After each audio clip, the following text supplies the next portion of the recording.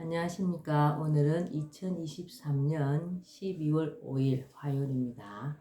오늘도 난세의 영웅 허경영을 아십니까? 57페이지부터 읽어보겠습니다. 소명을 받은 민족. 우리 국민은 세계 최고의 IQ를 자랑한다. 이것은 나만의 생각이 아니다. 이미 과학적으로 연구된 결과이다. 영국과 핀란드의 대학에서 세계 185개국 국민의 평균 IQ를 조사했다. 조사 결과 홍콩이 107위로 1위고 우리나라가 106위로 2위, 그 다음 3위는 일본과 북한이 105로 동등했다. 그러나 홍콩은 중국에 속하기 때문에 중국인의 평균 IQ인 100과 합쳐서 계산해야 하므로 우리보다 훨씬 낮다. 한국인의 지능이 세계 최고인 셈이다. 우리보다 한참 못 사는 북한 사람들 역시 머리만큼은 같은 한민족답게 우수하다.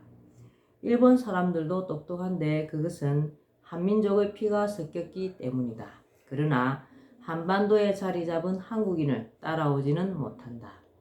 일본 최고 재벌은 손정희 회장으로 한국계이다. 한때 중국 최고 재벌이었던 알리바바의 마윈이 사업을 시작할 때 손 회장이 2천만 달러를 투자했으니 한국계가 중국의 최고 재벌도 만들어 주었다고 볼 수 있다. 내가 한민족의 IQ가 세계 최고라고 자랑을 늘어놓은 이유는 따로 있다. 이런 머리 좋은 민족의 능력이라면 세계 경제의 중심에 설 수 있고 국제적인 지도 국가로서 우뚝 설 수 있는 충분한 능력이 있다는 것을 말하고 싶어서이다. 실제로 우리 민족은 대단히 우수한 민족이다. 세종대왕이 만든 한글은 세계인이 인정하는 세계 최고의 글자로 유네스코 세계기록유산으로 등록되었다. 발성기관을 본뜨고 천지인을 응용한 창제 원리가 놀랍도록 과학적이다. 실용성도 탁월하여 표현할 수 없는 말이 없으며 배우기도 아주 쉽다. 또 컴퓨터 자판으로 세계에서 가장 빨리 칠 수 있는 글자로서 한자보다 60배 빠르고 영어보다도 2배가 빠른 IT 시대 최적의 글자이기도 하다. 유네스코에서는 해마다 세계에서 문맹태치에 공이 큰 이들에게 세종대왕 문맹태치상을 주고 있다. 이 상의 명칭에 세종대왕이 들어간 것은 세계 문자 가운데 세종대왕이 만든 한글이 가장 배우기가 쉬워 문맹자를 없애기에 좋은 글자라는 것을 세계가 인정했다는 뜻이다. 우리 민족의 우수성은 온돌 문화에서도 발견할 수 있다. 온돌은 철기 시대부터 사용해온 우리나라 고유의 난방장치이다. 먼저 방바닥 밑에 불기운이 들어올 수 있는 통로를 만들고 그 위에 크고 편편한 돌을 까는데 부엌의 아궁이에서 불을 지피면 불기운이 들어와 이 돌판을 데우고 돌판이 오랫동안 열기를 지니며 난방이 되도록 하는 것이다. 들판으로 이루어진 부분을 구들이라 하고 돌판 한 장 한 장을 구들장이라고 한다. 또한 불길이 들어오는 통로를 고래 혹은 방고래라고 하는데 고구려나 고려라는 나라 이름은 바로 이 고래에서 비롯된 것이다. 온돌은 유럽의 벽난로보다 훨씬 효율적이고 위생적이며 당대로서는 그 어떤 난방장치보다도 뛰어난 우리 민족만의 고유한 난방 기술이었다.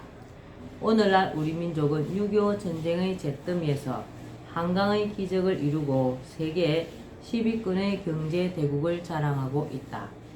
전 세계에 한류 열풍을 일으키는가 하면 IT 강국으로서 세계를 선도하고 있다.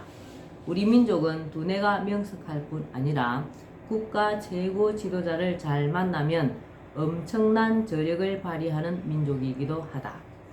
6.25 전쟁의 잿더미와 보릿고개 속에서 변변한 자원 하나 없던 우리나라가 탁월한 지도자 박정희 대통령을 만나 비약적인 발전을 이루어 경제 대국의 초석이 된 것이 그 신뢰이다.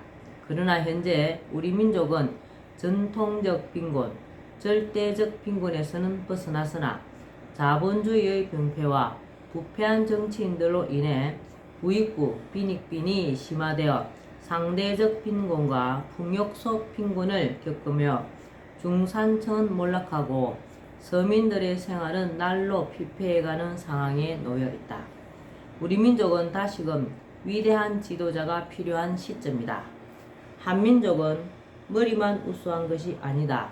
널리 세상을 이롭게 하고 인간의 도리를 지키려고 애쓴 수준 높은 민족이다. 천부경과 3.1신고, 참전개경은 아주 오래된 민족 경전으로 하늘의 가르침으로 인간 세상을 교화하려는 내용을 담고 있다. 그 내용을 보면 일찍이 우리 민족이 왜 동방예의지국이라는 별명을 얻었는지 그 이유를 짐작할 수 있다.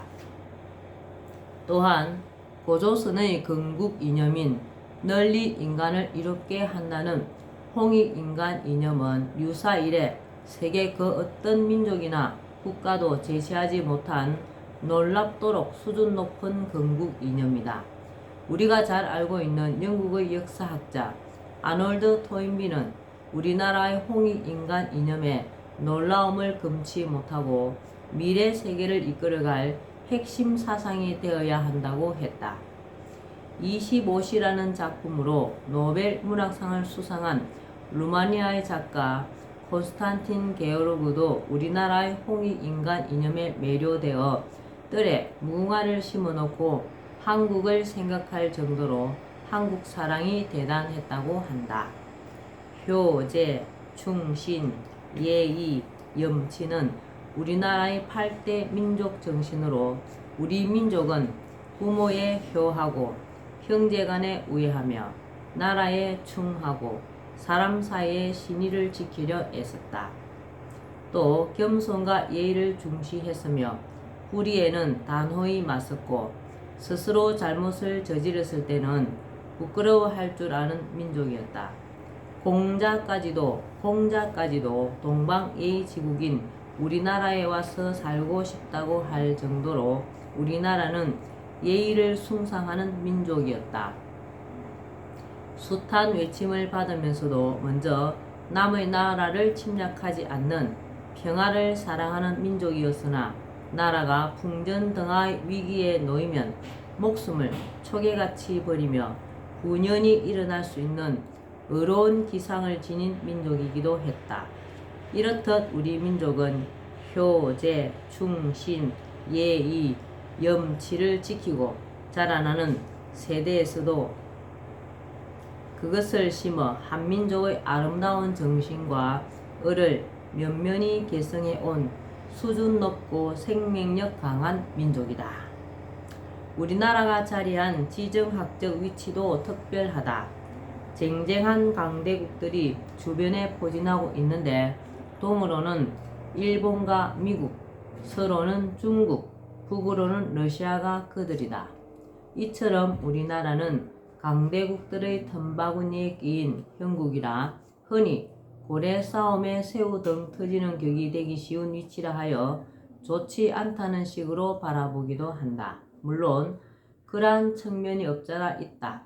자칫 강대국들의 전쟁터가 되거나 거래 대상이 될 위험이 있다.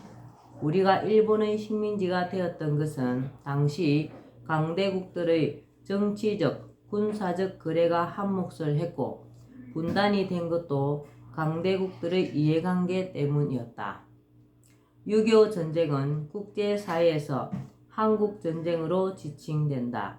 비록 북한의 남침으로 시작된 동족상잔의 전쟁이지만 단순히 남북한만의 전쟁이 아니라는 것은 모두 알고 있다. 북한의 김일성 뒤에는 소련의 스탈린이 있었다. 전쟁이 나자 당시 미국의 메가더 장군과 친분이 있었던 이승만 대통령은 미국이 빠른 개입과 강력한 지원을 요청했다. 미국은 한반도의 공산화를 우려해 빠르게 유엔의 안전보장이사회 소집을 요구했고, 안전보장이사회는 회원국들로 이루어진 유엔군 편성을 결의했다. 그 결의에 따라 편성된 유엔군이 우리나라에 들어오게 됨으로써 6.25 전쟁은 국제전의 모습을 띠게 되었다. 한반도는 지금도 전쟁터가 될 위험이 다분하다. 강대국 미국과 중국의 패권 다툼 속에서 전쟁터가 될 위험이 도사리고 있고, 양국 사이에서 우리의 정치적 입장이 곤란한 경우가 많다. 그러나 나는 한반도의 지리적 위치가 불리하다고만 생각하지 않는다. 오히려 6가지 어부지리 형국으로 외교만 잘하면 굉장히 유리한 위치에 있다고 본다. 첫 번째로는 중국과 러시아 사이의 어부지리이고, 두 번째는 중국과 일본 사이의 어부지리이며, 세 번째는 러시아와 일본 사이의 어부지리이다. 네 번째는 미국과 중국 사이의 어부지리이고, 다섯 번째는 미국과 러시아 사이의 어부지리이다. 마지막으로 여섯 번째는 미국과 일본 사이의 어부지리이다. 황새가 조개를 먹으려고 하면 조개가 오히려 황새의 부리를 꽉 물어 먹지 못하는 것은 물론이고 부리를 빼낼 수가 없다. 이럴 때 어부가 나타나 조개와 황새를 다 잡아간다는 것이 어부지리이다. 이들 강대국 간의 대립이 생겼을 때 우리나라가 그것을 잘 이용하면 오히려 큰 이익을 얻을 수 있다. 단, 그렇게 되기 위해서는 지혜로운 지도자가 필요하다. 외교적으로 유능하고 특히 나라를 잘 이끌어갈 수 있는 지혜롭고 강력한 지도자가 나온다면 우리나라는 강대국을 컨트롤하고 리드할 수 있는 위치에 설 수 있다. 그렇지 못하고 마치 구한말의 고정황제처럼 정세 파악도 제대로 하지 못하고 어느 한쪽만을 편든하든지 하면서 우유부단한 모습을 보이면 반대편 나라의 공격을 초래하여 나라가 위기에 처할 수도 있다. 우리나라는 이처럼 뛰어난 지도자를 요하는 묘한 위치에 자리하고 있다. 우리나라는 뛰어난 지도자를 요하는 묘한 위치에 자리하고 있습니다. 오늘도 난세의 영웅 허경영을 아십니까? 여기까지만 읽겠습니다. 오늘도 건강하고 복 많이 짓는 좋은 하루 되시기 바랍니다. 감사합니다. 허경영.